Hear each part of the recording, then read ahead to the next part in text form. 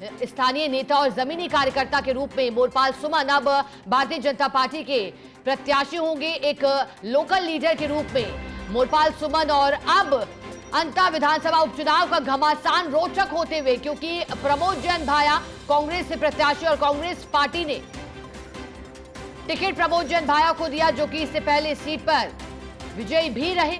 और इस बार का मुकाबला काफी दिलचस्प होते हुए, क्योंकि कई नामों को लेकर, कई चेहरों को लेकर मंथन हो रहा था, लेकिन जैसा कि समीकरण दिल्ली न्यूज एडिटर अदिति नागर ने समझा, उन्होंने बताया कि कैसे आखिरकार समीकरण बने और मोरपाल सुमन का नाम तय हुआ, क्योंकि जिस तरह की मजबूती और जमीनी पकड़ उनकी है, उसके बिनाफ पर यह माना गया कि उनका नाम तय किया गया है।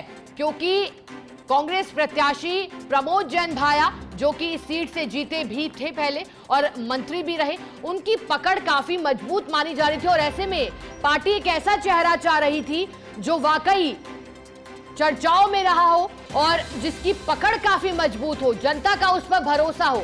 और ऐसे में मोरपाल सुमन का नाम सामने आते हुए ऐश्वर्य प्रधान हमारे से जुड़ गए। ऐश्वर्य जी, मोरपाल सुमन भारतीय जनता पार्टी के प्रत्याशी, क्या लगता है इस चेहरे को तय करने के पीछे की क्या स्ट्रैटेजी इस बार देख पा रहे हैं आप? देखिए, कल रात को फर्स्ट इंडिया न्यूज पर हमने दो खबरें चलाई थी। पहले प्रभुलाल सैनी का नाम टॉप पर आया, फिर अचानक से एक बाहरी का मुद्दा चर्चाओं में तेजी से आया कि बाहरी व्यक्ति यहां से नहीं, और 10 साल तक प्रभुलाल सैनी वहां घुसे नहीं। इस चीज का नुकसान भारतीय जनता पार्टी को होते नजर आ रहा था। तो ऐसे में मोरपाल सुमन को इसलिए चुना गया कि मोरपाल सुमन एक ऐसा व्यक्ति है कि जो बड़े सहज और सरल है और माली समाज के अलावा अन्य समाजों में भी ठीक सी लोकप्रियता है। उनके पिता का भी उन पर वरदस्त है राजनीतिक तौर पर, और बड़े साधारण से व्यक्ति है। इस सीट पर हालांकि वैश्य समाज और ब्राह्मण समाज के दो लोग भी टिकट मांग रहे थे। प्रखर कौशल मांग रहे थे, जो कि रघुवीर सिंह कौशल के पोते हैं, और एक आनंद गर्ग मांग रहे थे, जो कि एक बड़े व्यापारी हैं। इन दोनों का वहां पर वाइबिलिटी नहीं बन पा रही थी, क्योंकि समाज जो है, दलित समाज भी काफी है, माली समाज वहां पर सर्वाधिक है, और उसके अलावा मीणा समाज की अच्छी बहुल्यता है। हालांकि प्रमोद जैन भाया इन सबके बीच में अपवाद है। जब कांग्रेस ने प्रमोद जैन भाया को दे दिया, तो प्रमोद जैन भाया के पास लंबा एक्सपीरियंस इस क्षेत्र का है और वो सेंधमारी के बड़े अच्छे खिलाड़ी माने जाते हैं। अब यहाँ पर लोकतंत्र में दो चीजें याद आएंगी, एक तो सहज सरल और साधारण व्यक्ति, और दूसरा प्रमोद जैन भाया एक अनुभवी व्यक्ति। तो लोकतंत्र में कौन किसे कब वोट दे दे कोई कुछ नहीं कहा जा सकता। सामने एक और तीसरे कैंडिडेट हैं, वो है नरेश मीणा। नरेश मीणा को कतई कमजोर नहीं मान सकते, क्योंकि नरेश मीणा का चुनाव लड़ने का अंदाज बिल्कुल अलग है।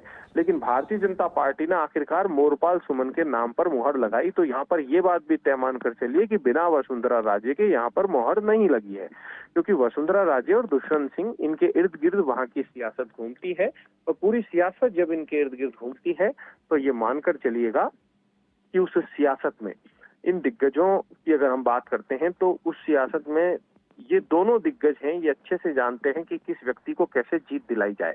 अब देखने वाली बात ये होगी कि इस चुनाव में वसुंधरा राजे की टीम, दुष्यंत सिंह की टीम कितना मेहनत करती है और किस तरीके से जीतती है। और उसके अलावा भारतीय जनता पार्टी को वैसी तस्वीर दिखानी पड़ेगी जो अशोक गहलोत, सचिन पायलट या भंवर जितेंद्र सिंह जब एक साथ प्रमोद जैन भाया के नामांकन में पहुंचे, तो ऐसे ही भाजपा के तमाम दिग्गजों को शुरुआती में तो जाना ही पड़ेगा, और उसके अलावा उस क्षेत्र में जुटना पड़ेगा। वहां पर वो ये नहीं सोच सकते कि वसुंधरा राजे का क्षेत्र है, उनको एकजुटता दिखानी पड़ेगी। लेकिन इसी के साथ यहाँ पर ये कहानी भी सामने आ जाएगी, कौन कितना एकजुट है और कौन किसको सपोर्ट कर रहा है, ये चीजें भी सामने आ जाएगी। लेकिन इन सब के बीच में बड़ी बात यह है कि यहाँ पर मोरपाल सुमन का नाम आने का मतलब ये है कि चुनाव की मुकाबला बड़ा अच्छा और रोचक होने वाला है।